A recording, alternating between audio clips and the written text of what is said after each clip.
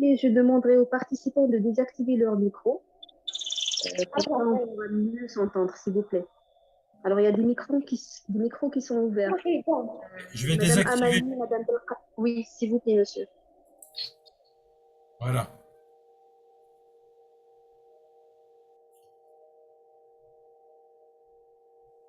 On commence? Oui, oui. Bonsoir tout le monde. Monsieur Patrick Chamla, bonsoir. Bonsoir. Merci d'avoir accepté d'animer cette conférence. On l'attend depuis un moment.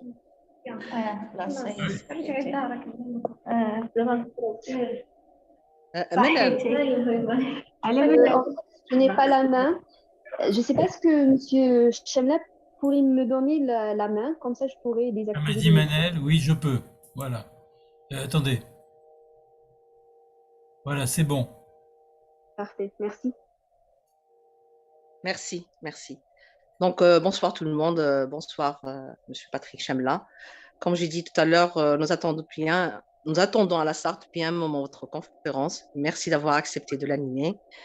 Donc, vous avez donné le nom à cette conférence, Nejma, une crypte d'outre-mer. Voilà, vous allez parler d'une prise en charge qui vous a marqué. Et c'est pour ça que vous avez donné le nom de Nejma à cette conférence et à la personne peut-être que vous avez aidée. Nous sommes très heureux de vous avoir parmi nous. Nous sommes très heureux de continuer une tradition à la SARP. L'organisation des conférences fait partie de la tradition de la SARP depuis un moment pour pouvoir échanger et partager nos expériences et notre travail avec les adhérents et les psychologues et les psychiatres qui nous suivent. Je vous donne la parole, monsieur Patrick Chamla. Merci beaucoup. Écoutez, merci. Merci pour votre invitation. Je suis toujours vraiment très content de pouvoir travailler avec vous. Je suis déjà venu en décembre à votre colloque. Et voilà, on s'est aussi retrouvé avec Chérif Abouata au moment du congrès du groupe Psyché. Là, on a des gens de Psyché, des gens de la SARP, il y a des Belges, des gens de France, de plusieurs endroits, et je trouve ça très sympathique. J'ai diffusé le lien un peu autour de moi. Alors, Nejma, une crypte d'outre-mer, c'est mon titre. Alors, outre-mer, vous pouvez l'écrire mer, M-E-R, et M-M-E-R-E, et vous allez voir pourquoi. Alors, bien, Nejma, c'est le livre de Kateb Yassine, bien sûr, et bon, ça a été vraiment pour moi un livre très marquant, d'amour pour l'Algérie et pour les femmes d'ailleurs. C'est un livre d'amour. C'est un des plus grands livres de littérature algérienne francophone. Voilà. Alors, c'est un texte que j'ai remanié pour aujourd'hui et dont une première mouture avait été présentée à Gardaïa. Excusez-moi, je ne parle pas l'arabe, donc je pense que c'est Rardaya. C'était en 2005, lors d'un congrès organisé par le groupe Francopsy, Paul Lacaze. Le congrès devait avoir lieu à Alger, on s'est retrouvé à Gardaïa. Et c'était la première fois que, après, je crois, la décennie noire, il y avait un congrès franco-algérien de psychiatres. Il n'y avait pas de psychologue d'ailleurs. Pour moi, c'était le retour au pays natal et ça m'a fait traverser quelques turbulences. Et je crois que ça a été également un texte de formation pour l'équipe soignante du Centre Antonin Artaud. Alors, le texte datait déjà d'il y a quelques années. C'est un texte qu'on a mis au travail qu'on a repris à plusieurs. Donc 2005, c'est pas la première fois qu'il a été dit, mais on l'a présenté dans plusieurs endroits en le remaniant à chaque fois. Donc d'où la formation pour l'équipe et pour les quelques-uns qui animaient la prise en charge. On avait démarré en 1980 à Reims, donc un club thérapeutique, et on se formait à l'accueil de la folie dans un lieu. Ah, j'entends chérie. Qui c'est que j'entends là? Oui, c'est Madame Boite. Ah ben voilà. Bonsoir chérie. Là. Bonsoir. Désolé. Bonsoir chérie. Je ne veux pas vous déranger. Allez-y, allez-y. Je continue. Bon, Alors, je donc on pense. avait donc démarré en 80 et on se formait à l'accueil de la folie dans un lieu ambulatoire ouvert en 1985, donc le centre Antonin Artaud. Ah, il y a du bruit. J'ai peut-être coupé le son. Voilà. Et puis ensuite, je remettrai. Euh, Malheureusement, j'arrive pas à le mettre moi-même, hein. Je mais n'ai on pas la vous main. entend là. Qu'est-ce que vous n'arrivez pas à faire? Pas à désactiver les micros par moi-même. Je n'ai plus la main. Vous voulez que je désactive tous les sons? D'accord. D'accord. Voilà. Alors, donc ce que je racontais, c'est qu'on avait donc démarré en 80, puis en 85, il y a eu après cette implantation préalable, il y a eu l'ouverture du centre Antonin Artaud. En 80, on s'était parti à quelques-uns à 45 km du lieu d'hospitalisation de l'époque, qui était un lieu très asilaire. Et on s'était donc affranchi de ce lieu avec le projet déjà de lieux alternatifs. On était dans une mouvance de l'antipsychiatrie.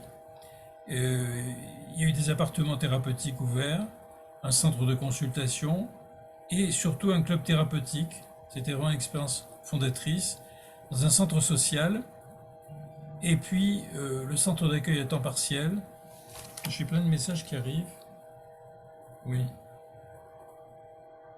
Je ne sais pas ce que... Excusez-moi.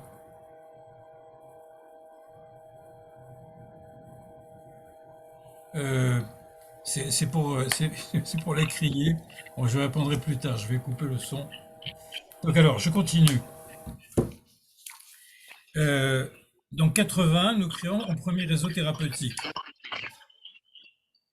Et puis, donc en 86, 85-86, on obtient après une grève, une mobilisation qui va durer plusieurs mois, où nous accueillons les patients, mais on est en conflit avec l'administration. On obtient la création d'un lieu d'accueil, le centre Antonin Artaud, donc à Reims, au centre-ville. C'est pas le même centre à 2 jours que nous avons actuellement, parce qu'entre-temps, on a changé de local parce qu'on on a eu tellement de patients qu'il a fallu qu'on ait un local plus important. Mais bon. On ouvre donc en 85-86, grâce à la loi aussi qui va légaliser le secteur en France, la sectorisation. La loi date seulement de 1986. Et il y a eu la prise de contact aussi à la même époque, 85-86, avec le mouvement de psychothérapie institutionnelle. Ça s'est fait sur plusieurs années. Et grâce à Roger Gentis, on est donc allé à Saint-Alban rencontrer Toscaïès, Houry, Bonafé, les fondateurs donc de la psychothérapie institutionnelle. C'est-à-dire, je le précise à la demande de Chérif Abouata qui m'a dit que cette méthode de travail n'était pas connue en Algérie encore. Donc c'est une manière de penser la clinique des psychoses avec ce que la socialthérapie, ce que Toscaïès appelait la socialthérapie, la sociothérapie, mais aussi la psychanalyse dans l'institution, c'est-à-dire pas seulement la psychanalyse au un par un, mais la psychanalyse prise pour diffusant dans toute l'institution par le biais du transfert institutionnel. Le cas que je vais vous expliquer, je vais vous raconter, va vous donner, vous expliquer plus concrètement ce que ça signifie, plutôt que des abstractions. J'avais pu de mon côté m'engager dans un long travail psychanalytique me permettant de réviser aussi mon arrière-pays. Mais le retour en Algérie, la rencontre avec des collègues à Gardaïa aura permis des contacts qui se sont poursuivis de multiples manières. D'où mon soutien au groupe fondé par Faïka Medjed, au groupe Psyché, la participation à ces 2 congrès et la conférence d'aujourd'hui de la SARP, après être déjà intervenu dans votre colloque, donc en décembre dernier, à l'invitation de Chérif Abouata, que je remercie encore une fois pour son invitation.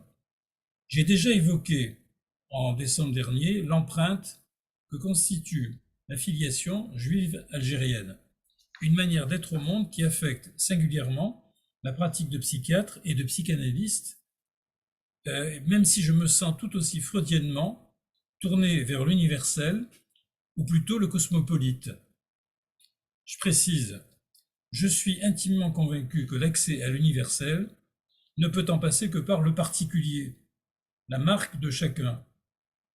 Les odeurs, les sons, le grain de la voix maternelle, tout ce qui vient constituer l'ambiance de l'environnement du petit enfant. Ce qui implique d'ailleurs d'accueillir les singularités en tenant compte de la culture, sans pour autant assigner à résidence un sujet dans une appartenance culturelle qui est de fait toujours multiple. Ça, c'est devenu aujourd'hui un gros problème, l'assignation à résidence dans une appartenance culturelle qui serait unique, voire originelle. Le passage à la modernité pousse au métissage, même si ça peut provoquer des crises identitaires accrues et des soubresauts violents qui peuvent provoquer une panique identitaire ou du repli. Ces enjeux affectent le lien social, mais aussi bien sûr les individus irrémédiablement déchirés par des appartenances multiples et devant recréer sans cesse leurs identités qui étaient auparavant déterminées par une tradition fixe. Enfin, elle nous apparaît fixe, mais elle n'a jamais été immuable. Elle a toujours bougé, mais elle a bougé doucement. Et puis, avec la modernité, ça a bougé à toute vitesse. Et ça n'arrête pas de bouger. Donc, ça provoque une crise permanente. Je crois que c'est d'autant plus vif, voire douloureux, lorsque ce passage à la modernité s'effectue au travers des guerres coloniales et des blessures qu'elles ont laissées pour plusieurs générations. Je ne pense pas seulement aux blessures les plus voyantes, mais surtout à celles qui, encryptées, silenciées, pour reprendre l'expression utilisée par Alice Cherki dans La frontière invisible, en affectent d'autant plus la transmission. Alors, mon travail clinique depuis 43 ans m'a en quelque sorte entraîné dans cette direction, dans la mesure où j'ai mobilisé l'essentiel de mon énergie à construire donc cette institution, le Centre Antonin Artaud, pour accueillir la psychose, les états limites également, en m'inscrivant très tôt donc dans cette filiation, comme je vous le disais, à la psychanalyse et la psychothérapie institutionnelle. Un engagement qui suppose un questionnement et une relance permanents, car il ne s'agit pas de se tenir à un savoir figé et momifié, mais de rester disponible à l'inconnu, à l'inouï de chaque nouvelle situation clinique. Alors, ça c'est un point vraiment très important, je m'arrête un peu là-dessus, c'est-à-dire qu'il ne s'agit pas d'avoir lu tout Freud, Winnicott, Lacan ou je ne sais combien d'auteurs, mais au contraire, une fois qu'on a assimilé quelque chose de la subjectivation de ces théories, pouvoir les oublier pour pouvoir écouter les patients.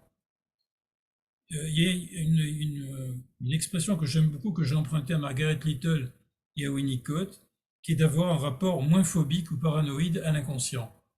C'est un peu ce que Winnicott et Margaret Little donnent comme visée de la psychanalyse, c'est d'avoir moins peur finalement de l'inconscient, peut-être moins peur de la folie, de sa propre folie.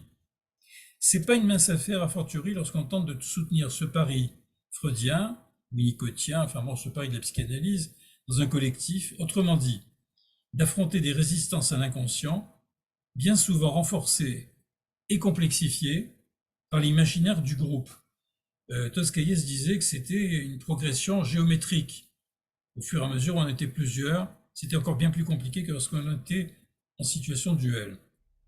Ça suppose, outre la psychanalyse personnelle, lorsqu'elle est possible, une analyse institutionnelle permanente pour tenter de mettre au travail, de perlaborer ces résistances. Perlaborer, au sens freudien, ça veut dire élaborer psychiquement de façon inconsciente, en se donnant le temps, les résistances, avec un appui sur des dispositifs conçus comme des praticables. Praticable, c'est un mot théâtral, c'est-à-dire des lieux de mise en scène où les conflits psychiques, les traumatismes psychiques donc, vont pouvoir donc se mettre en scène.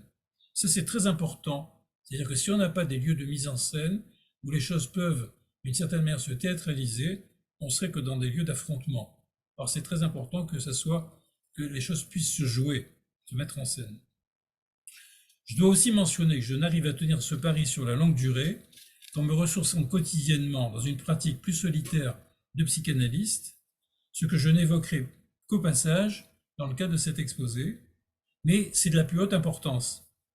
C'est pour moi ce qui relance tout le temps le mouvement de pensée psychique, la mobilité psychique de l'analyste, et lui permet de se façonner une boîte à outils subjective. Je reprends l'expression de Jean Houry, une boîte à outils métapsychologique, il dit. Ceci étant dit, c'est un préalable, je vais tenter de vous parler de Nejma. C'est une histoire, cette prise en charge, elle date d'il y a 30 ans. Donc c'est pas, j'ai choisi de vous parler d'une prise en charge très ancienne, voilà, qui a duré quelques années, mais pas très longtemps. C'est une jeune fille franco-marocaine de 19 ans qui arrive un beau jour à ma consultation avec sa famille. Les parents sont très inquiets, à juste titre, devant l'état de leur fille. Ils ont fait appel au médecin de famille. Le terme médecin de famille a toute son importance parce que cette collègue a donné mon nom, a oublié de me prévenir. Et cet oubli, vous voyez au départ, ça me paraît extrêmement important à souligner, ça fait très du cas. Dans la mesure où je peux pas le considérer comme de la négligence. Le médecin en question, médecin de famille, Sarah Collin, travaillait aussi avec moi à cette époque à mi-temps au centre de jour. Elle était généraliste et psychiatre à mi-temps. Depuis, elle est devenue psychiatre à part entière dans l'équipe. Elle s'achemine vers la retraite maintenant, mais elle était déjà extrêmement engagée dans ses prises en charge. Toujours est-il que Nejma, dès le début de l'entretien, m'apprend que Sarah l'adressait à moi, son amie. Et là, je suis un peu étonné que la collègue ait évoqué l'amitié qui est bien réelle et qui s'avance démasquée sur la scène entre Nejma et moi. Et plus tard, j'apprendrai que cette relation d'amitié a été en fait devinée par Nejma. Alors, vous voyez qu'elle a une capacité, cette jeune fille, de lire l'inconscient. Mais elle se retrouve dans un état psychique extrêmement grave, un drôle d'état qui m'aura fait craindre alors une entrée dans la psychose. Psychiatriquement parlant, au niveau des signes psychiatriques, elle en présente tous les signes depuis plusieurs mois, ce qui a déjà motivé une première hospitalisation qui l'aura conduite au bord du gouffre. C'est la mère qui va m'en faire le récit, confirmé par Nejma. Celle-ci s'est retrouvée en chambre d'isolement, neuroleptisée, on dit maintenant les antipsychotiques, enfin bourrée de médicaments, coupée de sa famille, sans doute jugée pathogène. Bref, tout l'arsenal actuel d'une psychiatrie prétendument moderne est de fait sourde au sujet de l'inconscient. La patiente allant de mal en pis et se laissant mourir de faim, à tel point qu'elle sera alors adressée à l'hôpital général. Elle quitte donc l'hôpital psychiatrique pour aller à l'hôpital général, de peur qu'elle y laisse sa peau. Et dans cet autre lieu, la rupture de l'isolement, les soins corporels, les contacts avec les infirmières provoquent une brusque amélioration. Le délire reflue, ce qui évoque d'ailleurs l'orientation que propose Winnicott à propos des états de régression psychotique ou d'effondrement lorsqu'il conseille de miser sur les soins physiques. Ça, je l'ai rappelé il n'y a pas très longtemps dans l'équipe à Artaud, mais quelquefois, quand quelqu'un va mal, des soins physiques donnés par des infirmières, des médecins, ont des effets extraordinaires. En tout cas, comme le délire a disparu au niveau des signes, Nejma est déclarée sortante du service de psychiatrie. Le diagnostic de psychose vire au diagnostic d'hystérie et il lui est donné un rendez-vous avec un psychologue 1 mois plus tard au centre médico-psychologique de ce service. 1 mois plus tard, vous entendez le temps qui lui est proposé. Alors évidemment, au lendemain de sa sortie de l'hôpital psychiatrique, elle n'est pas du tout guérie, le délire n'a pas été analysé, il a juste été réduit par le traitement et des soins corporels, et le délire revient donc en force. D'où l'appel en urgence, toujours au médecin de famille. C'est-à-dire que l'inanalysé, ce qui n'a pas été analysé, ne peut que faire retour. Ça, c'est une question, je dirais, de freudienne. Quand les choses ne sont pas analysées, ça fait retour pour chercher un lieu d'adresse. Le lieu d'adresse, ça a été donc le centre Artaud et au départ, la rencontre avec moi. Premier entretien, donc, Nejma a bien du mal à me communiquer son délire. Il est question d'hallucination auditive et visuelle, mais elle est surtout plongée dans un état de perplexité anxieuse et de grande confusion. Le contact est flou et lointain, mais en insistant, elle arrive à produire un premier récit, une première tentative de donner sens à ce qui lui arrive. tout ce qu'elle éprouve, et qui reste très vague, serait en rapport avec sa sœur aînée et le copain de celle-ci, ainsi qu'avec un voyage au Maroc l'été précédent. Dans un contexte d'une permissivité inhabituelle, d'habitude elle est très surveillée par sa famille, et voilà qu'elle est en vacances au Maroc. Dans ce contexte-là, retour donc au pays, c'est pas son pays natal, c'est le pays natal de ses parents, elle est née en France. En tout cas, elle tombe amoureuse d'un jeune Marocain, et cet amour déçu l'aurait rendue malade. Elle est restée en attente d'une lettre de ce jeune Marocain, une lettre qui n'est jamais venue. Ce récit m'est donc confié par Nedjma au premier entretien. Il m'est confirmé par les parents que je fais revenir dans mon bureau. Alors vous voyez, je vois la patiente, je vois les parents, c'est-à-dire je ne vais pas faire une thérapie familiale à proprement parler, mais je vois les personnes qui se présentent.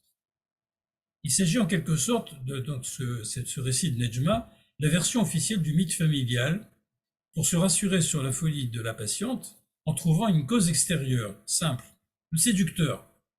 C'est parce qu'elle était séduite par ce jeune Marocain que ça l'a rendue folle. Mais pendant que les parents me parlent, il se produit un premier tournant. Nedjma se tourne vers sa mère et l'interpelle à mon sujet. Pourquoi est-ce qu'il parle avec ses mains comme nous? Voilà, c'est son expression, je parle avec mes mains. Pas par Zoom, mais dans la vraie vie. Bon. Nous reviendrons sur la surdétermination de cette parole, parler avec ses mains. Mais dans ce premier entretien, je traverse un moment de grand embarras et je me sens rougir, percé à jour, contraint d'avouer, entre guillemets, que je suis né en Algérie et que j'en garde peut-être quelques traces, quelques séquelles. Je suis en même temps tout à fait sidéré de m'entendre dire tout cela. Je n'ai pas l'habitude de raconter ma vie, à cette époque-là, à mes patients, ni à mes patientes. J'ai pris l'habitude depuis, mais à l'époque, j'avais pas encore l'habitude de faire ça.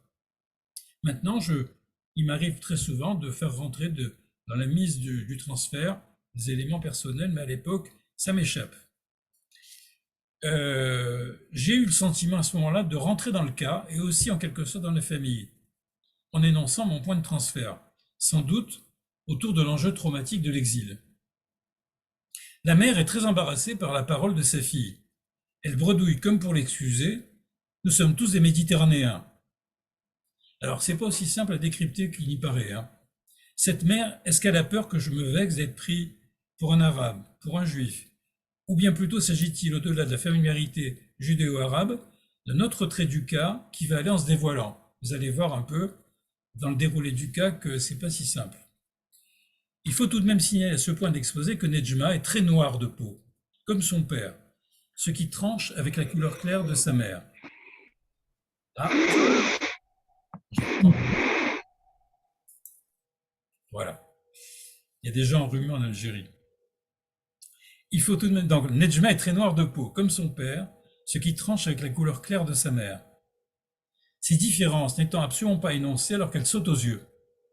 J'ai fort peu parlé de son père, présent depuis le début, mais comme remisé à l'arrière-plan. Il est terrifié par ce qui arrive à sa fille, et d'autant plus mal à l'aise qu'elle ne cesse de proclamer sa crainte d'être violée par lui. Alors, je ne sais pas pourquoi, je ne pourrais pas vous le dire, mais je n'ai pas cru un seul instant que ce père avait violé sa fille. Voilà, c'est tout dans sa manière d'être au monde, d'être avec sa fille, tout dans sa douleur d'avoir dans cet état, me laissait croire que vraiment il n'y avait rien à craindre de ce côté-là.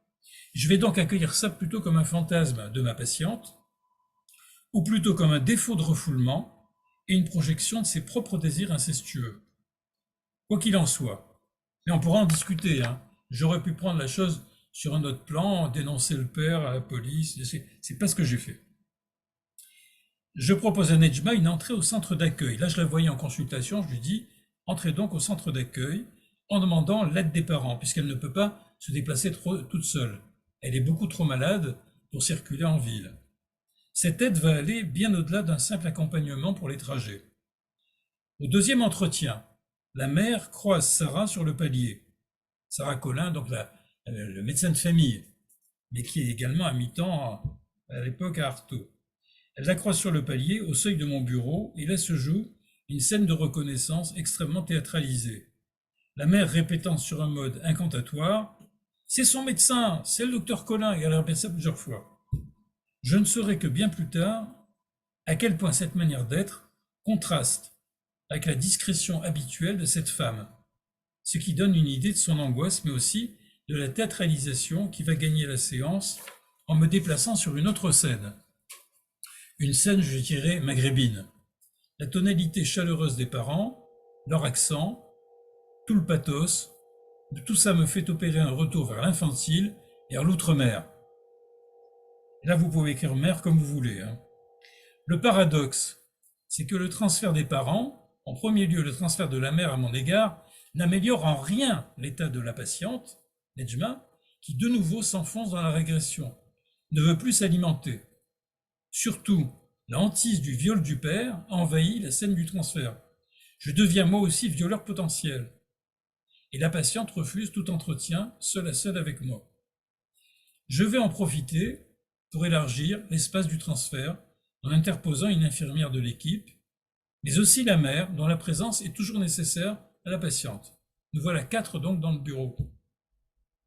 Il suffira d'autoriser cette présence au centre de jour une seule fois pour qu'elle ne soit plus indispensable. Voilà. Il fallait une fois pour en vérifier la possibilité. Et Nejma pourra ensuite faire ses premiers pas et se mettre à circuler dans la salle d'accueil. C'est-à-dire que je l'accueille au 2e étage et on peut, au rez-de-chaussée de la maison, pour celles qui connaissent le centre ortho, et nous avons une salle d'accueil informelle au rez-de-chaussée où les patients peuvent venir pour rencontrer du monde, d'autres patients, des soignants, sans pour autant qu'il y ait une activité qui soit proposée. Elle arrive donc à descendre en salle d'accueil, à faire ses premiers pas, je garde le mot. Je retiendrai, alors, c'est pas parce qu'il n'y a pas d'activité structurée qu'on n'y fait rien. L'infirmière se trouve avec cette patiente qui va très mal et lui propose une partie de jeu de dames chinoises. Je ne sais pas ce que c'est que les dames chinoises, le jeu de dames chinoises, mais en tout cas, ça m'a amusé par rapport à l'Algérie, le Maroc, voilà que va arriver les dames chinoises. Puis il y a eu de multiples échanges autour du maquillage et puis du postiche. Les cheveux postiches, la différence entre le vrai et le faux cheveu, au niveau elle avait des tresses, de très jolies tresses noires. Tresses, maquillage, teinture, constituant autant d'objets d'échange avec les sœurs, ce que j'entendrais comme des insignes du féminin, exhibés et sans doute arrachés à la figure menaçante de l'autre femme. J'écris autre femme avec une majuscule.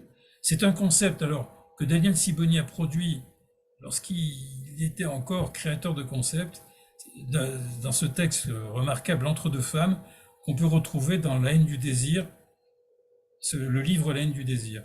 C'est un texte, L'Entre deux femmes, qu'on retrouve aussi dans Entre deux, l'origine en partage.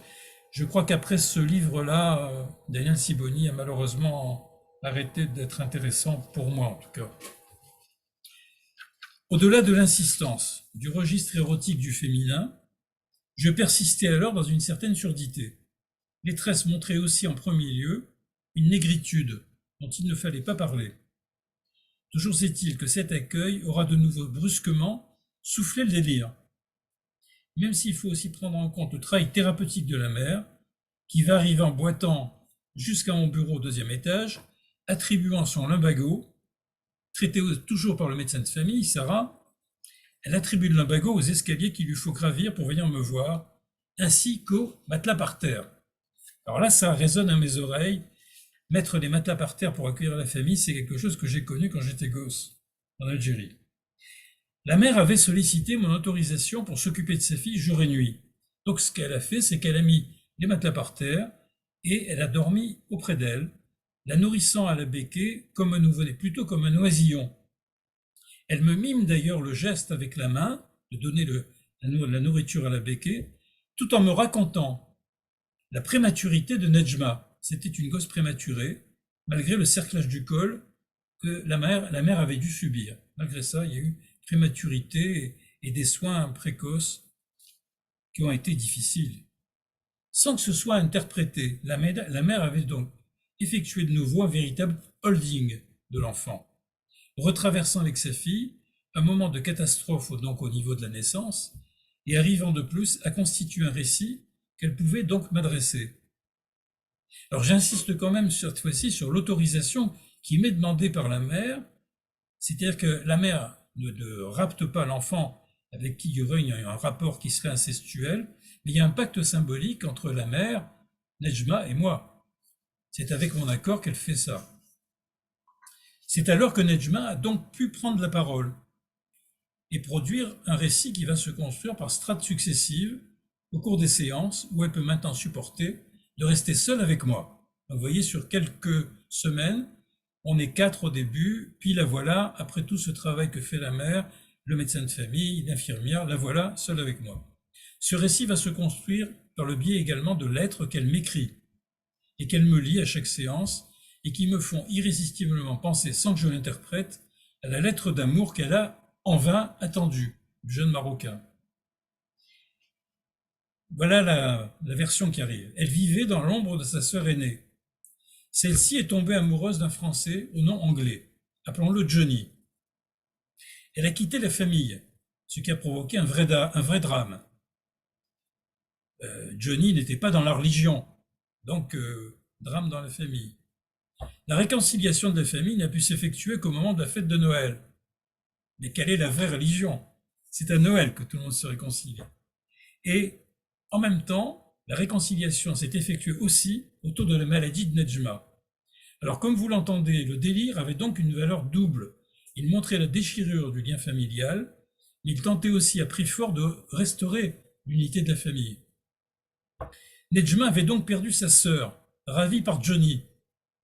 Elle avait raté son bac, puis elle s'était retrouvée en vacances au Maroc, brusquement en charge, à la place de la sœur aînée, de surveiller les 2 petites sœurs, souffrant cruellement de la perte d'un regard, le regard de la sœur aînée, et dans l'effroi, faut bien le dire, de la sexualité qu'elle trouvait débordante des jeunes Marocains. Je ne porte aucun jugement, mais c'est ce qu'elle m'a raconté. C'est à ce moment que les visions et les voix semblent l'avoir envahie, même si elle soutiendra aussi à d'autres moments qu'elle a eu ces hallucinations depuis l'enfance. Pour des raisons de discrétion, je ne peux pas évoquer le contenu des voix qu'elle met en rapport avec la signification de son prénom en arabe, bien que son prénom semble d'origine plutôt berbère. J'insisterai plutôt sur ce passage d'une langue à une autre, d'autant plus qu'elle affirme en même temps ne parler ni écrire l'arabe, et qu'au plus fort de son délire, elle tentait d'écrire le français de droite à gauche, sur les murs de sa chambre d'isolement. Tout se passe comme si ce passage entre les langues, le français et l'arabe, s'avérait infranchissable autrement que par le délire. Alors, à ce point, il faut que je mentionne un autre savoir que je dirais retranché, que la mère avait communiqué à Sarah, le médecin de famille, dans son cabinet, et qu'elle ne m'avait pas communiqué dans mon bureau. Donc je ne savais pas trop comment faire, puisque elle n'était pas sans savoir que Sarah allait me raconter cette histoire-là, mais en même temps, elle ne me l'avait pas racontée, devant ses filles. Voilà l'histoire. La mère avait très tôt été confiée, donnée par sa propre mère, à une cousine stérile et fortunée. Certes, c'est la coutume au Maghreb et en Afrique, mais quand même, et puis dans tous les pays pauvres. Mais après ce don d'enfant, sa mère était morte. Et la stérilité de la cousine, comme bien souvent en pareil cas, s'était levée, lui permettant d'avoir 2 filles. Mais un drame s'était produit. Une des 2 filles fit une chute mortelle sous les yeux de sa sœur, qui en devint folle de douleur, mourant à son tour quelques années plus tard. Vous voyez le destin. C'est-à-dire que les 2 filles qui n'auraient pas dû naître sont mortes. Le destin, vraiment, le fatum. La mère conclura son récit en rajoutant « Je sais ce que c'est que de s'occuper de gens comme ça ». Elle parlait de Nejma, mais aussi des 2 sœurs, une étant morte et l'autre étant morte folle de douleur. Ce qui éclaire donc la scène que rejoue Nejma, mais qui laisse dans l'ombre, vous voyez, cette absence du regard protecteur de la mère dans la scène de l'accident mortel de la sœur. Alors, voilà, il y a le poids du destin, le fatum, l'expérience de la folie au cœur de l'entre-deux-femmes. Ça marque ainsi toute la lignée maternelle. C'est inscrit dans une crypte, au sens de Nicolas Abraham et Maria Torok. Alors, je vous recommande leur livre, L'écorce et le noyau. C'est toute une façon de réfléchir sur comment certaines personnes, pour survivre, encryptent, mettent dans une crypte des éléments, des signifiants, des affects, des bribes de leur histoire. Ce n'est pas du refoulement au sens freudien, c'est un refoulement conservateur, et c'est assez important d'aller rechercher, mais avec prudence, ce qui se trouve encrypté. C'est de ces cryptes et de ces silenciations qu'Alice Cherki, dans La frontière invisible, parle sans cesse d'ailleurs. Alors, dans ce temps, j'ai choisi d'attendre le moment opportun, plutôt que de balancer tout ce que je savais. J'avais peur de faire tout exploser en effondrant trop tôt les parois de la crypte. Parce que si un sujet met quelque chose sous silence ou encrypté, c'est que ça lui est utile psychiquement pour tenir le coup. Mais je me soutenais quand même de l'hypothèse d'une communication inconsciente et transgénérationnelle entre Nedjma et sa mère. Alors, Torok et Abraham distinguent deux modalités d'identification. L'incorporation, c'est le fait de s'identifier massivement et brusquement sur un mode oral. On avale l'autre, en quelque sorte. Incorporé. Et l'introjection, qui est un processus d'identification beaucoup plus lent, qui permet le processus de symbolisation. Le passage de l'incorporation à l'introjection étant tout le travail qui peut se faire dans une vie, dans le travail d'une psychanalyse. J'ai donc fait le pari de la psychanalyse, de la perlaboration de ce processus dans le cadre de la cure, en misant aussi sur la diffusion du transfert à tout le dispositif. Donc, non, comme vous entendez, il y a les séances avec moi, il y a les échanges avec l'infirmière qui s'étendent de proche en proche à toute l'équipe. Il y a la prise en charge intensive de la mère à la maison, le cabinet du médecin de famille. Autant de scènes apparemment éclatées où cette histoire aura pu se déployer, d'où l'enjeu, alors ça c'est quand même très important, ça reste important encore aujourd'hui, d'une institution qui se prête à cet accueil de ce qui lui est étranger. C'est-à-dire pas cet accueil seulement des étrangers, mais de ce qui est étranger à l'institution. Et d'un transfert qui, vous voyez, se trouve diffracté entre plusieurs personnes et plusieurs lieux. Il faut souligner à quel point ce dispositif éclaté, construit pour accueillir la psychose, se sera montré opérant dans cette histoire en offrant des scènes, des praticables au sujet. Je garde ainsi le souvenir absolument mémorable d'une après-midi où tout le collectif du club thérapeutique s'ingénia, avec Nedjma, à fabriquer des cornes de gazelle. L'éducatrice, Dany Rochereau, malheureusement aujourd'hui décédée, elle était à l'époque fondatrice du club thérapeutique avec moi, elle était reliée à la mère qui donnait toutes les indications par téléphone. Et les cornes de gazelle furent fabriquées et même mangées, et j'en ai même pas goûté. Toute cette première époque fut également marquée par le défilé de toute la famille dans mon bureau. Il y a d'abord eu la fameuse sœur aînée, puis les petites sœurs, puis le père, qui était revenu dans le circuit. La patiente aura eu besoin de me les amener un par un avant de pouvoir se construire un récit. Je crois qu'on retrouve là tout l'enjeu des constellations de Toscaïès ou du corps à plusieurs de Françoise Davoine, comme des formes de résistance à l'anéantissement qui surgissent dans les situations limites à chaque fois qu'il est question de traverser les aires de catastrophe. Les aires de catastrophe, c'est Gaetano Benedetti qui parle de ça. C'est-à-dire les patients qui sont obligés de traverser des aires où vraiment sont des aires traumatiques, des aires vraiment de non-sens, et qu'il faut traverser avec eux.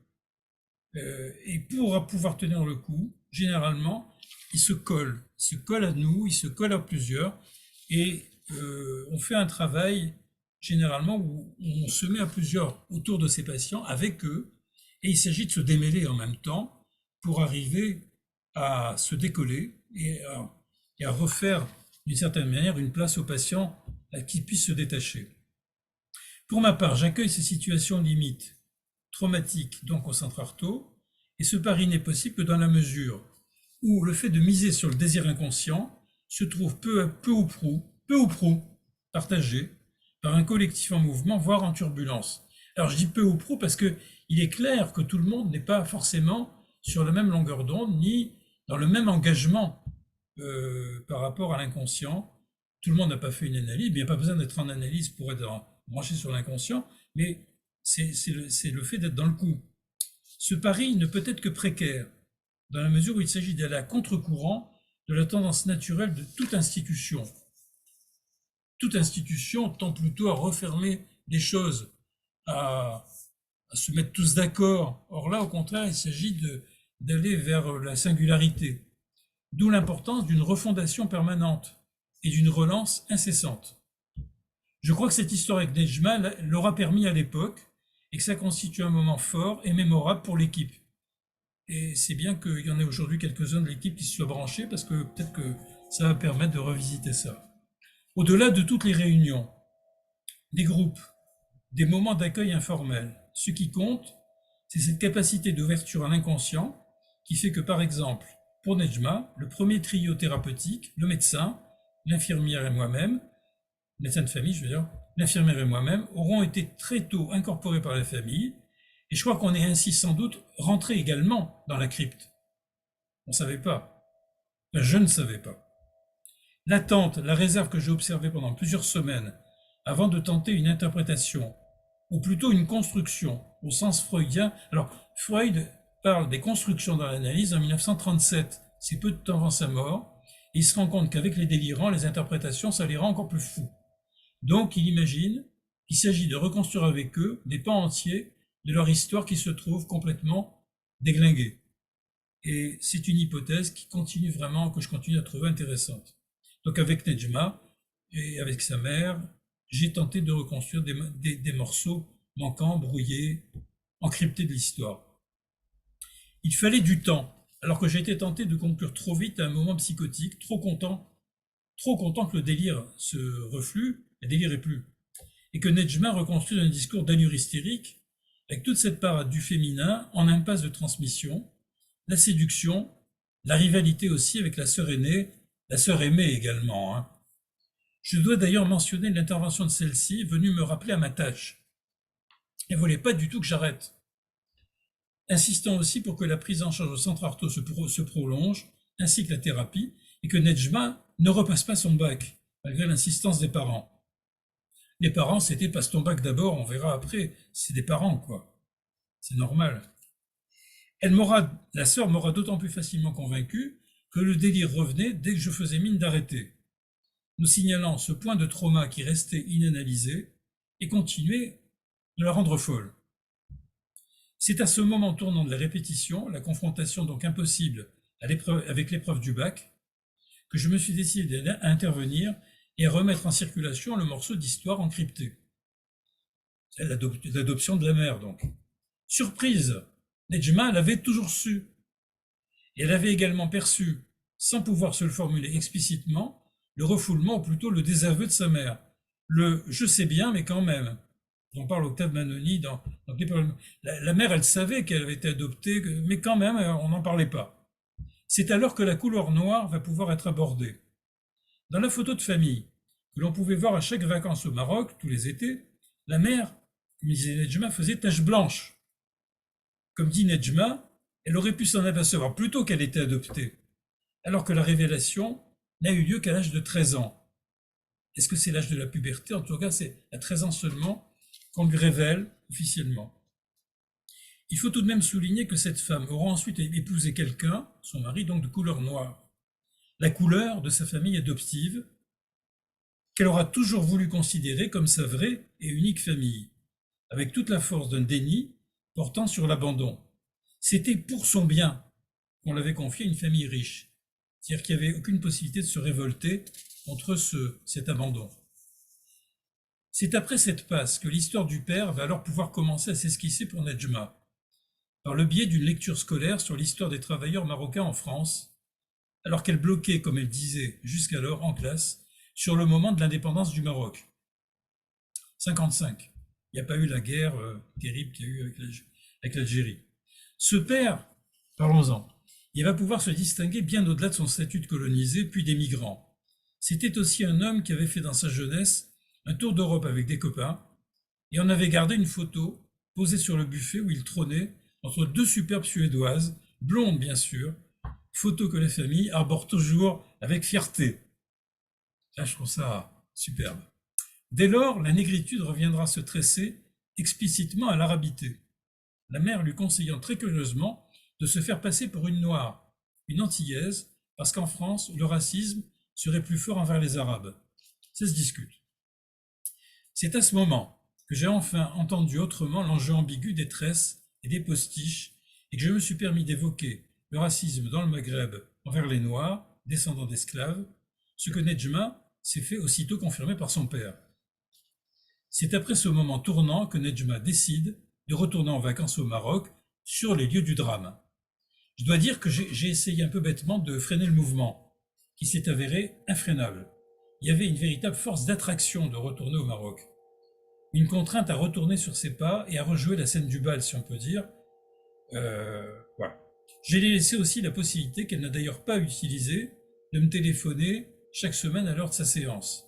Elle m'a laissé à mon tour dans l'attente, pendant 2 mois.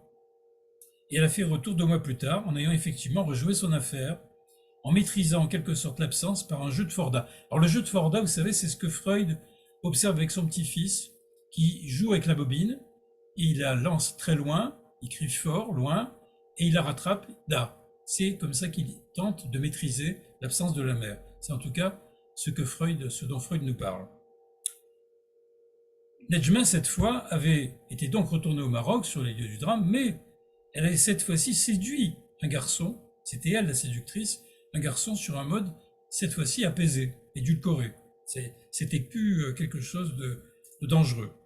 C'est alors qu'elle peut conclure, en reprenant le récit de la séduction de l'année précédente. Le garçon en question, selon une habitude locale, entre guillemets, qu'il a laissé sidérer, et qui doit probablement correspondre au tabou de la virginité, n'avait fait que la caresser avec les mains. Vous entendez, avec les mains.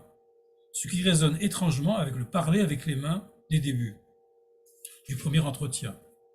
La jouissance qu'elle avait alors éprouvée, l'avait alors plongée comme dans un gouffre, avec le sentiment que ce garçon lui avait dérobé quelque chose, la laissant depuis avec une anesthésie hystérique, je dis hystérique, une anesthésie en tout cas, de tout plaisir sexuel, qu'elle me confie pour la première fois. Très étonnamment, le récit de cette scène traumatique ramènera alors brutalement en séance tout le vécu émotionnel, toutes les sensations, y compris les odeurs qui vont envahir mon bureau, les odeurs du sexuel. Que dire de cette ultime version qu'elle me livre, sinon qu'elle ressemble à la production d'une scène de trauma sexuel qui va en quelque sorte recadrer le sujet dans une figuration oedipienne ou oedipianisée, indiquant un démarquage au moins partiel du trauma encrypté de la mère, où vous voyez les enjeux de mort étaient au premier plan. Et là, on se retrouve avec des enjeux sexuels qui sont au premier plan. C'est en tout cas à ce point-là que Nedjma a décidé d'arrêter la thérapie et qu'elle s'est donc tenue dès lors à distance du centre Artaud. Ça fait donc 30 ans, tout ça. Dépositaire d'une folie dont elle ne voulait plus rien savoir. Alors que faire? Je me suis demandé si elle reviendrait faire une analyse à proprement parler, mais non. On a misé sur la vie et sur les rencontres qu'elle permettrait. Nedjma n'est jamais revenue depuis 30 ans. Je touche du bois. Avant de conclure, je voudrais évoquer le statut très particulier d'une tentative éphémère que Nedjma aurait effectuée à mi-parcours alors qu'elle délirait encore. Le recours à la tradition religieuse transmise par sa mère qui lui traduit le Coran et lui raconte la sourate de l'araignée. Je cite ma patiente. Vous pourrez me corriger dans la discussion. C'est la version de Nedjma. Une nuit, pour échapper à ses poursuivants, le prophète doit se cacher dans une grotte. Il ne devra s'assurver qu'à une araignée qui va tisser sa toile devant l'ouverture de la grotte, trompant ainsi l'ennemi. Fin de citation. Ce qui me paraît remarquable, c'est que cette sourate s'avérera introuvable pour Nedjma dans la version française du Coran. Il y avait comme un roc de l'intraduisible, un impossible franchissement dans le passage de l'outre-mer. Je considère ce point comme capital. Ce qu'il s'agissait de franchir ne pouvait pas s'aborder avec un dictionnaire. Ça posait plutôt l'enjeu du truchement que peut constituer l'analyste. Je vous renvoie au texte de Jacques Assoun, le truchement, qui est en accès libre sur Internet. Le truchement, c'était à l'origine celui qui accompagnait le pèlerin occidental sur les lieux du pèlerinage, donc Jérusalem, etc., et qui lui décrivait le paysage. Donc la métaphore du truchement, c'est la métaphore qu'utilise Jacques Assoun pour parler au fond de la métaphore de l'analyse qui accompagne le patient pour essayer de regarder le paysage avec lui. Donc on n'a que faire d'une quelconque vérité révélée, d'un coinçage du sujet dans sa tradition, c'est pas ça. Je suis pas allé vérifier dans le Coran. Et j'ai décidé de considérer ce récit de Nejma comme une production, une création de l'analyse. L'enjeu consistait à respecter cette résistance de l'intraduisible, à ne pas proposer ma propre traduction, mais plutôt à essayer d'entendre de quoi il en retournait. C'est dans l'après-coup que cette grotte m'est apparue comme une très belle métaphore de la crypte. Le tissage de l'araignée pouvant être perçu du côté du voile du féminin, masquant l'angoisse de castration, mais aussi la menace de la mort.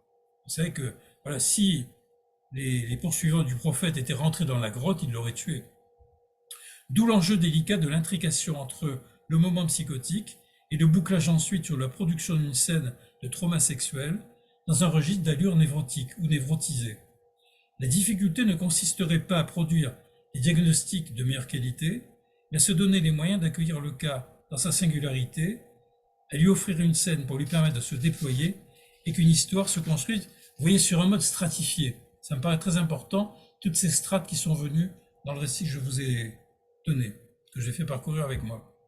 En fin de parcours, Nejma m'a raconté que dans le cachot, c'est comme ça qu'elle appelait la chambre d'isolement, à l'hôpital psychiatrique, elle hallucinait sur les murs les lettres en français du nom de la ville natale de sa mère, ainsi que le paysage de cette ville qu'elle ne connaissait pourtant pas. Il y avait donc déjà une tentative de reconstruire l'arrière-pays, le lieu de l'autre primordial, l'autre maternel donc, tout en montrant l'enjeu de la crypte. Encore fallait-il quelqu'un, ou plutôt quelques-uns et quelques-unes, pour supporter cette adresse et cette traversée.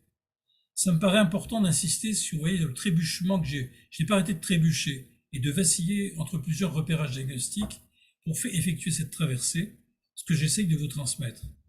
Alors, l'accueil de la folie de cette jeune fille, mais de toute autre personne, de l'étranger dans la langue et des fractures dans la transmission, ça nous amène à chaque fois au bord du vide.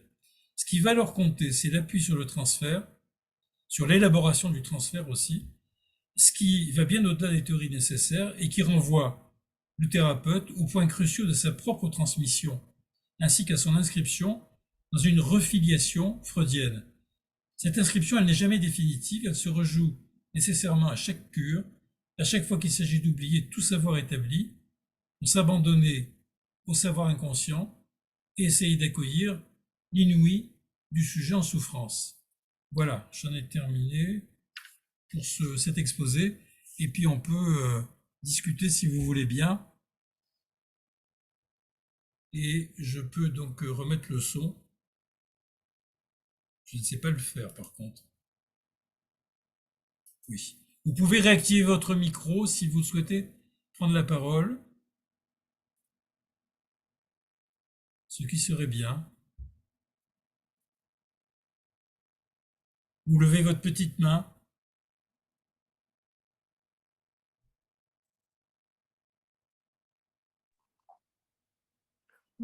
Voilà.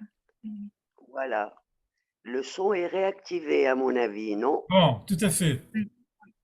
Est-ce que les collègues ont pu réactiver le son? Eh ben, chacun réactive au fur et à mesure où il parle, parce que si on réactive tous ensemble, ça va faire du Oui, brouhaha. oui. C'est vrai, c'est vrai, c'est vrai. Moi, je dirais une chose. Je suis désolée de ne pas avoir assisté au début de la conférence. J'ai eu de sérieux problèmes pour me connecter. Mais j'aimerais te dire à Patrick vraiment les remerciements de tous les collègues de la SARP d'avoir accepté de se prêter aux activités de la SARP. La SARP essaye d'organiser, je dis essaye parce que c'est pas toujours évident, d'organiser une conférence mensuelle pour les psys qui sont adhérents à la SARP, les amis de la SARP et tous les psys qui sont intéressés par nos activités. Et vraiment, je te remercie au nom de toutes et de tous, les rares tous, Oui, tous qui existent et qu'on voit très peu, d'avoir accepté de nous faire de nous faire cette très belle conférence que personnellement j'ai beaucoup appréciée. Et je ne sais pas si on a présenté Patrick Chemla dans notre affiche, mais je ne sais pas si tu as été présenté en début de conférence. Oui, oui, oui, oui. Oui, oui, voilà. Donc, encore merci. Et personnellement, j'ai beaucoup apprécié le travail d'élaboration du thérapeute au cours d'une prise en charge. Je trouve ça vraiment très, très intéressant et très, très éclairant pour les thérapeutes, pour les psychologues, de voir tous les mouvements qui le traversent, tous les doutes, tous les questionnements qui sont présents au cours d'une prise en charge. Et c'est toujours, j'allais dire, très enrichissant d'assister, entre guillemets, à au déploiement de ce travail d'élaboration, de ce travail psychique que le thérapeute met en œuvre face à son patient. Merci, Chérifa. Voilà, je laisse la parole aux Alors, collègues. il y a un appareil qui a levé la main. Voilà. Oui, bonjour à toutes et tous, les rares. Et, Présente-toi peut-être, Anna. oui, moi c'est Anna Paré et je suis interne maintenant à Reims au centre Artaud et dans les unités intra-hospitalières qui sont liées au service. Et je viens de Grèce pour travailler au centre Artaud dans un premier temps et j'étais avec vous au colloque en avril, donc je suis contente de voir. Je ne vois pas vos visages, mais je vois les noms et prénoms des unes des autres et ça me fait très, très plaisir. Donc, je suis heureuse de vous retrouver. Je voulais te poser la question autour de ce que tu as dit, la possibilité que l'institution se donne d'accueillir pas seulement ceux qui est étranger, pas seulement l'étranger, mais ceux qui est étranger à elle-même. Et tu parles euh, tu parles des repas, mais tu parles aussi de pratiques, du fait que vous êtes autorisé d'accueillir la maman aux entretiens. Et je sais que ce n'est pas la seule fois où ça s'est produit. Et est-ce que tu aimerais parler, tu serais d'accord de parler un peu de ces moments-là, de prise de décision, peut-être pour ce cas-là, de ce que ça a produit au sein de l'équipe, comment ça a pu être traversé, euh, parce que j'imagine que c'est aussi un moment d'un côté angoissant de prise de risque, de dire est-ce que je fais quelque chose qui ne va pas être soignant, et à un moment ça avait l'air d'être d'être une chose à laquelle transférentiellement et avec les personnes qui étaient engagées dans la prise en charge, ça semblait juste. Donc, à parler un peu plus de ce moment-là, de cette décision-là. Oui. Alors, dans ce cas-là, ça a été finalement, ça me paraissait tout à fait juste de faire ça au fur et à mesure, sans savoir trop ce que je faisais quand même, et en essayant d'en discuter au fur et à mesure avec des collègues, et avec les collègues de l'équipe. C'était une période, je dirais, où il y avait finalement pas tellement de résistance à le faire. C'est-à-dire que c'est vieux, hein, c'était donc il y a plus de 30 ans. Le club thérapeutique marchait très bien, à la fois dans un local extérieur Artaud, mais aussi dans la maison. Il n'y avait pas de distinction d'ailleurs entre le club intra et le club extra, c'était pas aussi clair aussi distinct qu'aujourd'hui. Et Dany Rochereau, l'éducatrice qui avait cofondé le club avec moi, donc très spontanément s'est prêtée. Alors elle n'était pas la référente, hein. C'était une infirmière qui était référente, qui joue au jeu de dames chinoises. Et Dany Rochereau se prête, elle adorait faire de la pâtisserie, à la fabrication des cornes de gazelle. Voilà, parce que c'est pas pour faire de l'ethnopsychiatrie, c'est parce qu'on a cherché un truc, un élément qu'on pouvait partager avec Nejma et sa mère. Bon, alors pourquoi les cornes de gazelle? Ça s'est décidé entre Dany et puis Nejma et la mère. Bon, alors moi j'étais au deuxième étage, j'entendais, je sentais la pâtisserie avec l'odeur qui montait. Après, j'ai eu le récit. Bon, il y a d'autres fois où j'ai participé à des repas avec des patients. Pas dans ce cas-là. Là, c'était un récit rapporté. Et ça m'a paru très important, cette mère au bout du téléphone qui dictait la recette. Et quand même que Dany, qui n'avait jamais fait de corne de gazelle, puisse y arriver et puis que ça se mange. Apparemment, c'était mangeable. Et que ça soit raconté. C'était... Voilà. Alors, ces histoires-là, elles sont à chaque fois singulières. Quelquefois, ça suscite énormément de résistance. Je ne sais pas pourquoi. C'est des moments, il y a des moments de fermeture de l'inconscient dans une institution, puis il y a des moments où ça s'ouvre. C'était un moment d'ouverture, un moment faste. Et puis après, il y a eu des moments de fermeture. Dans les institutions, c'est comme ça. C'est des montagnes russes. C'était un moment, donc c'est pour ça que je le raconte à nouveau. Et ce qui m'a permis, je pense, d'aller quand même assez loin dans le travail institutionnel, mais aussi dans le travail psychothérapique avec cette jeune fille. Alors, elle est quand même venue, elle s'y est prêtée, quoi. Et toute la famille s'y est prêtée, je dirais, avec quand même énormément de facilité, y compris en me racontant des choses très intimes. Le récit du père, le récit de la mère, les sœurs qui défilent dans mon bureau. Bon, alors bien sûr, j'accepte d'accueillir toute la semaine là, toute la famille vient et me raconte sa version de l'histoire. Je totalise pas les versions. Hein. Chacun va sûrement garder chacune sa version de l'histoire. Mais il y a quelque chose qui me paraît extrêmement important, c'est d'arriver à mettre en récit et à reconstruire finalement une possibilité. Alors, dans ce cas-là, j'avais pas, comment dire, travaillé selon la méthode. Donc, je me réfère beaucoup plus à la question de la crypte. Mais il est évident que Nejma a pu se redresser également, alors qu'elle était totalement effondrée quand je l'ai connue, et même que cet effondrement l'avait conduite tout de même à un effondrement physique où elle a failli mourir, en se laissant mourir de faim. C'est quand même pas rien. Ça rejouait le traumatisme de la naissance, si on peut dire, peut-être, hein, mais elle a failli mourir en étant soignée au niveau psychiatrique. Je m'arrête peut-être là parce que je vois qu'il y a une autre question de Dalila Khadadi, et puis on va poursuivre au fur et à mesure. Alors Dalila, il faut que vous ouvriez le son. Oui, Très oui, bien. et peut-être l'image. Et l'image, voilà, très bien, c'est mieux. Bonjour. Bonjour, merci à vous, merci aussi à la SAP d'avoir organisé cette rencontre.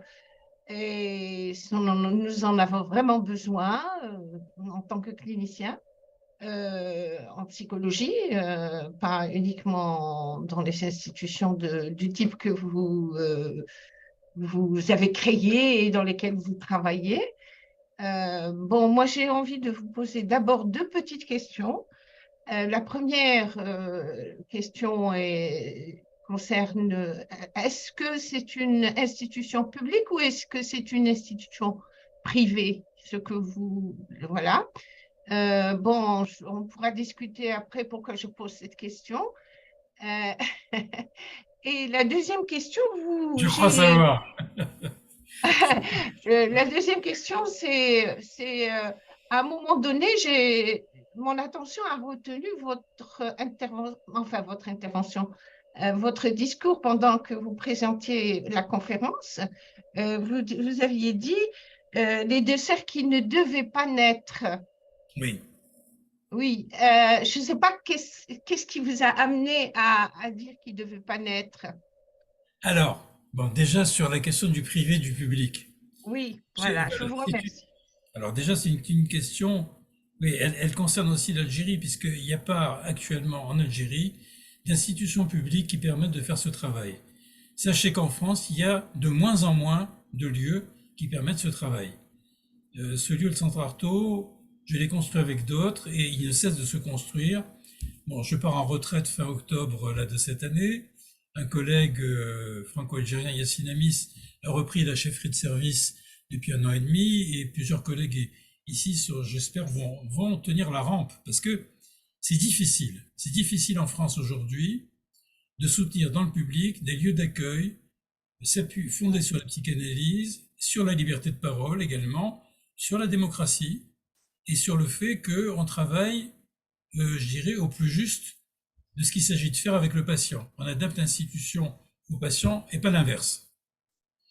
Alors ça, c'est quand même par rapport à la question, et je ne suis pas dans la situation algérienne, qui est encore pire, d'après ce que j'en sais, d'après les collègues qui ont, d'après ce que bon, vous allez peut-être en parler vous-même, mais la France a eu, après 1945, la possibilité de créer la sectorisation et la psychothérapie institutionnelle.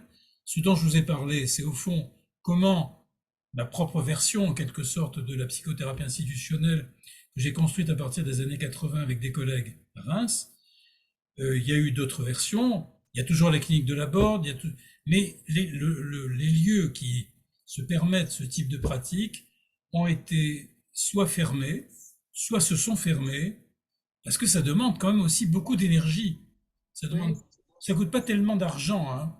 Ce que nous faisons ne coûte pas plus d'argent que les autres services de psychiatrie à côté, quelquefois moins.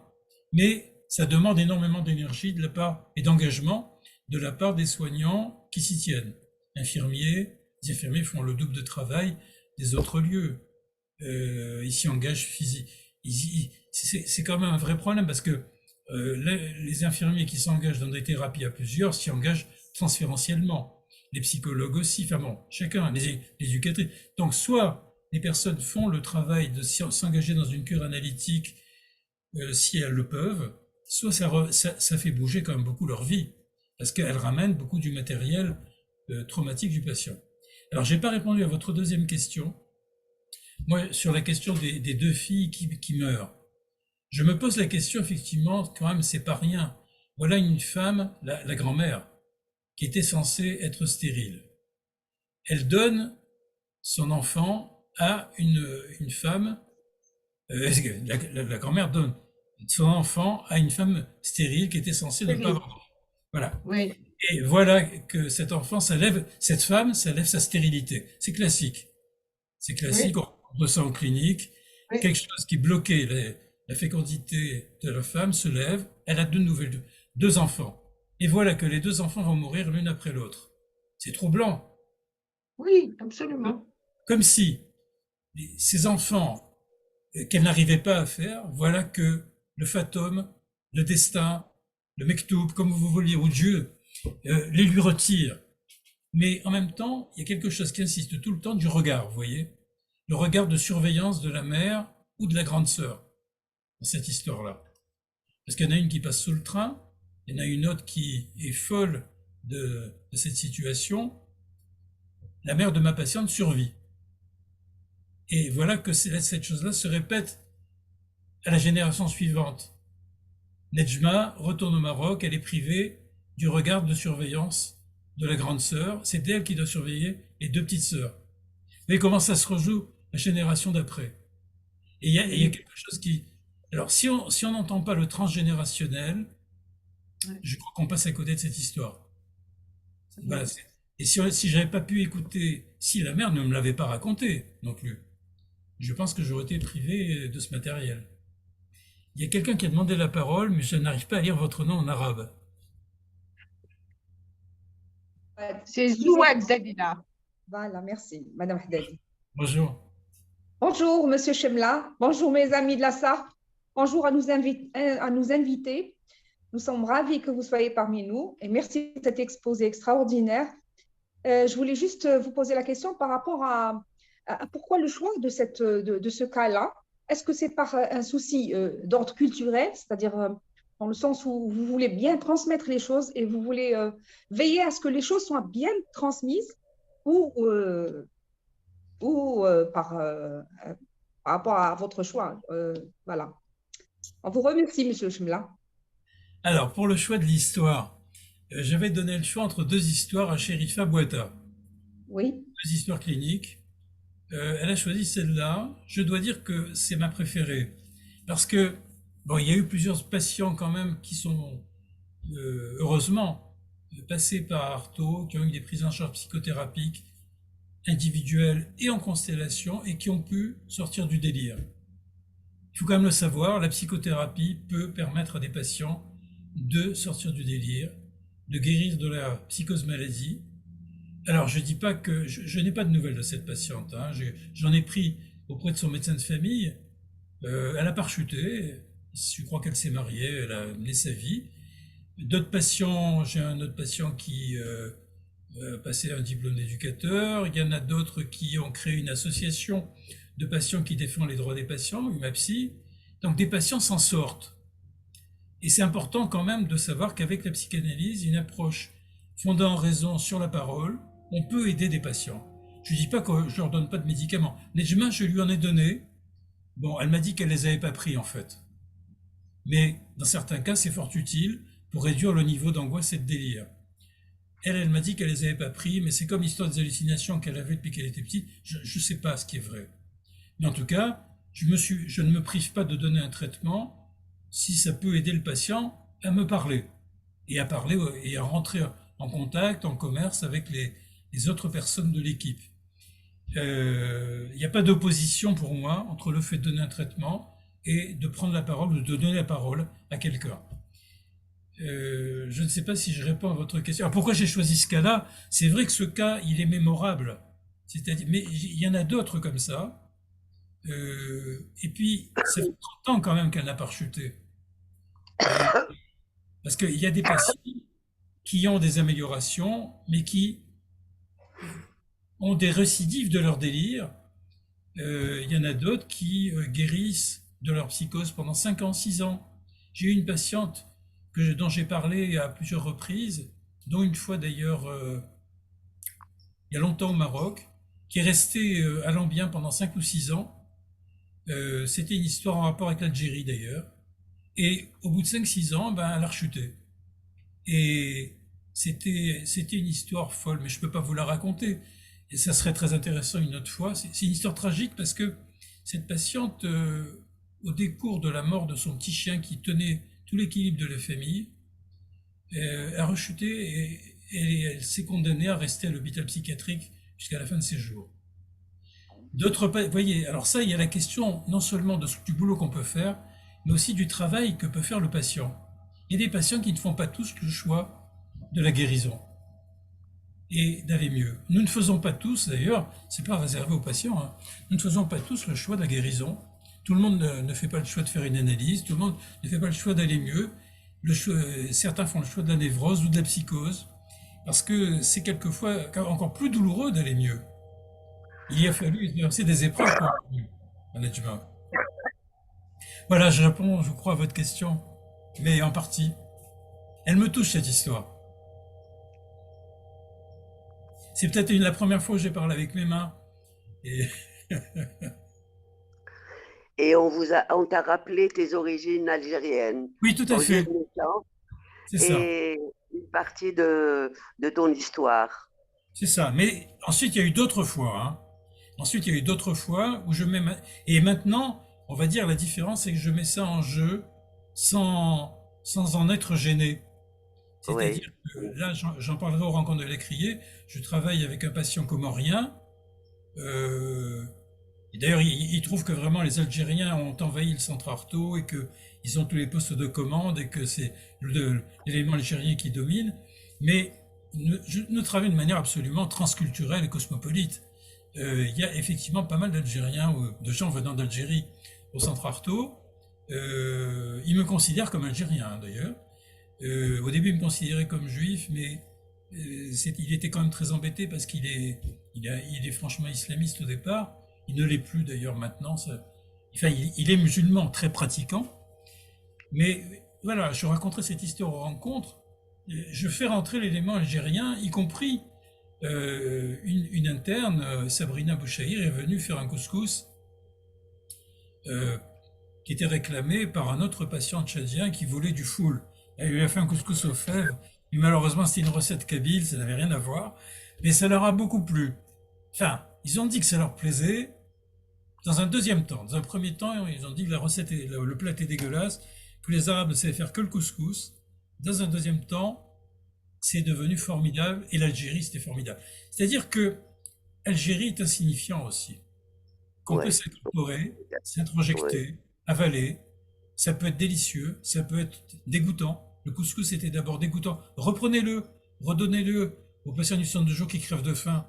Et puis on a fermé la porte, on a tourné le dos et là, ils se sont jetés sur le couscous qui restait. Ils ont tout dévoré en trouvant ça délicieux et en redemandant. Voilà. Alors, aujourd'hui, vous voyez, et quand on a eu un collègue grec qui est maintenant prof et qui était spécialiste en grec ancien, il nous a récité l'Iliade en grec ancien dans la salle d'accueil. Les patients étaient fascinés par cette langue incompréhensible pour eux, pour moi aussi d'ailleurs, et par la beauté de la langue grecque ancienne. Voilà. Anna Paré qui est là, il lui est arrivé de chanter des chansons de Rebetiko. C'est-à-dire que des collègues chinois sont venus pour nous présenter une expérience de psychothérapie institutionnelle qu'ils ont démarré en Chine. Ils vont revenir d'ailleurs l'été prochain. Alors c'est une expérience privée, vous voyez, parce qu'en Chine, les choses qui peuvent s'inventer ne peuvent se faire que dans le privé. Étant donné le caractère de l'État, je n'ai pas besoin de préciser. Donc, ils se lancent avec des jeunes à faire une expérience de psychothérapie et ils sont venus nous demander des recettes. Voilà.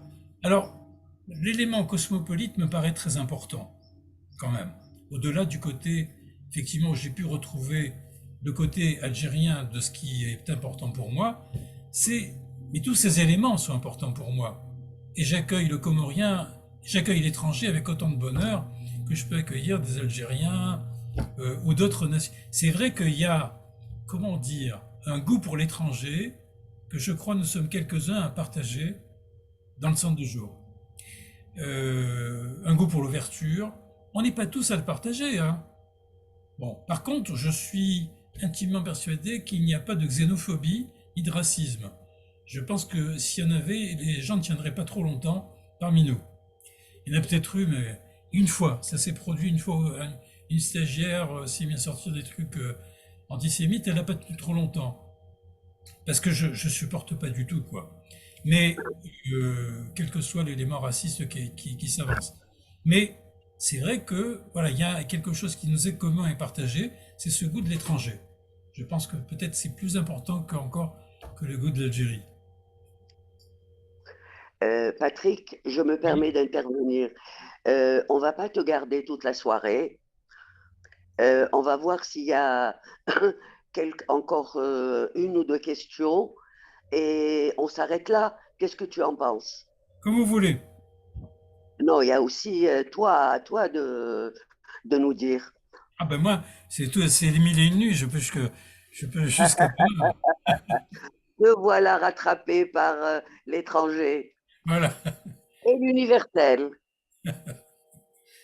Est-ce que Comment on quelqu'un... fait pour la petite main? Moi, je sais pas Ben, faire. tu peux prendre la parole. Bon, Tu t'appelles Lily, voilà, alors... merci. Bon, c'est Nicole. Bonjour à toutes et à tous ceux que je connais, voilà, du dernier colloque. Patrick, merci à toi, voilà, pour cette conférence que je trouve très riche. Moi, simplement, ce que je remarque, c'est que déjà, je pense, je sais pas, il y a une séance inaugurale, voilà, avec les mains. D'ailleurs, tu les remues un petit peu. Je pense que Oui. ça, je sais pas comment te dire, je pense que ça a ouvert, puisque c'est une ouverture, quasiment toute la suite du travail. Et puis surtout, ce que je trouve extraordinaire, je sais bien, c'est que c'est vraiment, je ne sais pas si on peut dire un travail d'équipe, mais en tous les cas, il y a plusieurs transferts. Et c'est vrai, c'est quand même un travail d'équipe. Et surtout, alors, c'est pas un travail de constellation familiale. Je trouve une thérapie familiale, mais l'ouverture que vous avez qui a permis l'accompagnement par la mère, ensuite l'histoire avec le père, avec les sœurs, fait que du coup, ça a permis à ces patientes, voilà, Nejma, de pouvoir ouvrir je ne sais pas, l'image qui me venait, c'est comme des compartiments différents par rapport à la psychothérapie. Je dis psychothérapie, pas analyse, parce que c'est voilà. Et je trouve ça extraordinaire que le centre, voilà, que tu as créé, même si il y a 30 ans, peut-être c'était plus facile par rapport à la psychothérapie institutionnelle. Je pense qu'effectivement, il y avait moins de blocage, il y avait plus d'ouverture, même si ça peut perdurer. Voilà, c'est tout ce que je voulais dire. Merci, merci beaucoup. Est-ce qu'il y a d'autres questions ou est-ce que je réponds sur le avec les mains? Cette question de avec les mains est importante. Ah Alors, oui, ouais. parce que ça va me permettre de parler d'autre chose. C'est qu'à cette époque-là, alors nous n'avons plus actuellement un séminaire qui se tenait à un rythme très fréquent avec des collègues extérieurs à l'équipe et où on parlait de ces cas cliniques. Et on l'a fait pendant très longtemps, jusqu'au Covid. Et puis donc là, on a uniquement des conférences le samedi après-midi qu'on met en ligne sur YouTube. Et si vous êtes d'accord, on pourra mettre cette conférence sur YouTube. Si vous n'êtes pas d'accord, non. Enfin bon, voilà. Dans un séminaire qui se tenait, un collègue psychologue, Pierre de Mougeot, a relevé mon parler avec les mains. Et il a relevé le côté érotique, moi que je n'entendais pas. J'entendais le côté uniquement méridional, maghrébin. Je n'entendais pas le côté érotique. C'est lui qui a fait le lien. C'est-à-dire que, vous voyez, ce qui est important, c'est là-dedans, non seulement il y avait l'équipe, mais il y avait aussi des collègues qui, dans un séminaire de travail, pouvaient me renvoyer des interprétations par rapport à ce que je faisais et que je pouvais entendre et qui n'étaient pas des, comment dire, c'est difficile des lieux comme ça. Vous voyez, ça a tenu quand même très longtemps, une trentaine d'années, ce groupe de travail, ces séminaires à quelques-uns.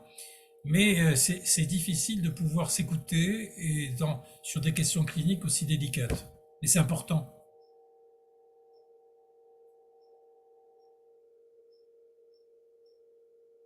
Alors, y a-t-il d'autres questions?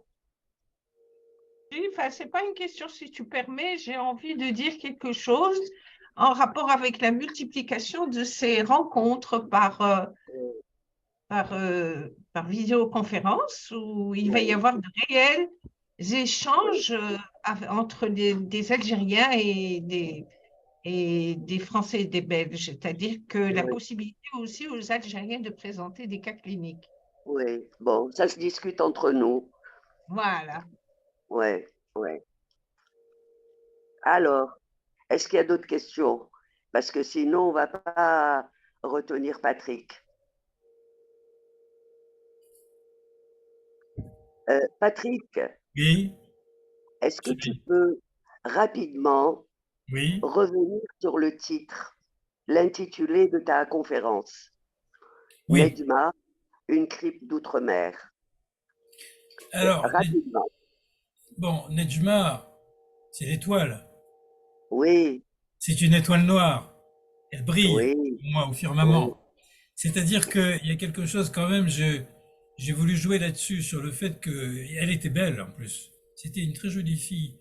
Et j'ai pensé à Nedjma, à Kateb Yassine réellement. Et puis, Voilà. crypte d'outre-mer, bien sûr l'outre-mer. Mais vous voyez, c'est aussi tout un passage là-dedans, entre les mères, entre la grand-mère, les grands-mères, les familles, les mères. Voilà. Donc l'outre-mer, je me suis dit que c'était important de faire jouer, pour le coup, le signifiant entre la mer. C'est banal, hein. Mais là, pour le coup, c'était vraiment très, très vécu et très ressenti, l'outre-mer. Mais c'est en même temps ma mère l'Algérie, quoi. Oui, oui. Non, c'est cette polysémie de la mer. C'est ça. Outre-mer, oui, oui, les plusieurs mères, la mère, la grand-mère, la transmission des mères, oui. Écoute, je ne sais pas s'il y a des mains qui se lèvent. Bon, on va peut-être s'arrêter pour ce soir alors. Oui, je crois qu'on va s'arrêter pour ce soir. Alors, écoute, Patrick, merci beaucoup encore une fois. Merci, Sherifa, hein. Et merci à toutes pour votre attention. Et on se dit à bientôt. À bientôt. À bientôt. Voilà. À bientôt. À bientôt. Allez, au revoir. Au revoir. Au revoir. Bonne soirée. Au revoir. Merci. Au revoir.